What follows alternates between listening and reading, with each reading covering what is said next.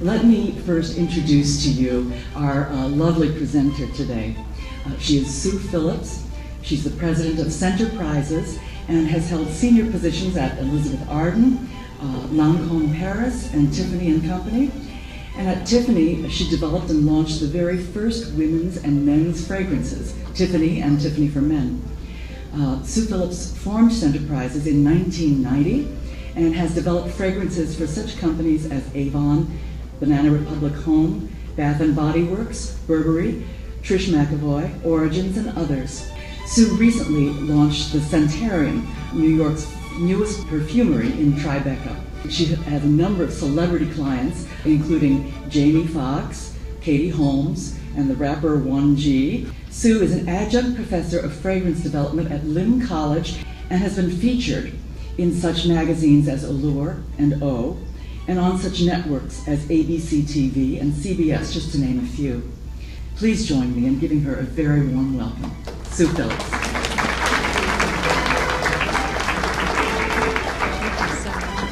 I'm so excited to be here, and I'm delighted to be part of this beautiful luncheon, and I hope I pronounce it correctly, Nichibei Fujinkai. And I think that it's a beautiful expression where Japanese and American women meet together in friendship, so I'm delighted to be here today.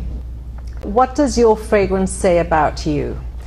Many people are enticed to wear fragrance because of the beautiful packaging. And these are just some of the beautiful bottles that I have found over the years through my research. Packaging is a very important part of fragrance because what happens is people are attracted to the fragrance by the packaging, the marketing, and the advertising. But what gets people to come back to the counters and to buy fragrance is what? It's the scent itself. Our sense of smell is a fundamental part of our being. It actually is our strongest sense after sight because it influences us and it connects us every second of the day. It's interesting to think that when we see, hear, taste, or touch, we analyze the information first. But when we actually smell, we immediately experience a feeling or a memory. So our sense of smell is really our most powerful sense, and it is the one sense that links memory and emotion. In the commercial area of fragrance, over 1,000 new fragrances are launched every single year. The fragrance industry is a $36 billion industry, and it's growing. Think about some of the scents that we experience every day. How many of you like chocolate? A study shows, and I'm reading the study, it says a study shows that people who eat chocolate have a lower risk of a stroke. So guess what? Those of us who eat chocolate, we're going to live forever. A study was done in a Belgian bookstore, and they tested the smell of chocolate in 2 different areas of the bookstore because they wanted to see the response. So they reported that when the chocolate scent was activated, and they diffused the fragrance into the air, when the chocolate scent was activated, shoppers showed a greater tendency to take their time, check out a variety of the book titles, and also chat with an employee. And also, they reported that sales of the books in the first category where the fragrance was diffused rose to an impressive 40% when the chocolate smell was in the air. And in the other area where they were not diffusing the fragrance, just the fact that people stayed in the store longer initiated an interest in purchasing books. Vanilla is really a very effective fragrance ingredient used in household products because it reminds us of our childhood, particularly when we're children and you've done a good deed. You get a vanilla cookie, or you go out for vanilla ice cream, or you have vanilla candy, and it really does stimulate good positive thinking and thoughts. The next scent is, of course, the scent of lemon. The most popular requests for fragrances today are the category of fresh and clean. Most Americans love the smell of being fresh and clean, don't we all? So lemon, or the citrus area, has been found to have the strongest effect on positive emotions and energy. Studies have been done in Japanese companies where people have infused the scent of lemon to improve productivity. And lemon, of course, is also associated with cleaning and baking. Ah, where would Americans be without their coffee? Drinking a cup of coffee can wake you up, but perhaps just a whiff of Java is enough to reverse the effects of sleep deprivation. And in fact, studies have shown that just the smell of coffee alone is enough to wake up a bunch of sleep-deprived rats. Today, almost every designer has launched a signature scent. Why? Because it enhances their brand portfolio, because fashion and fragrances are very connected. Kenzo, of course, is a very important Japanese designer. Issey Miyake is a very important Japanese designer. Both have fragrances.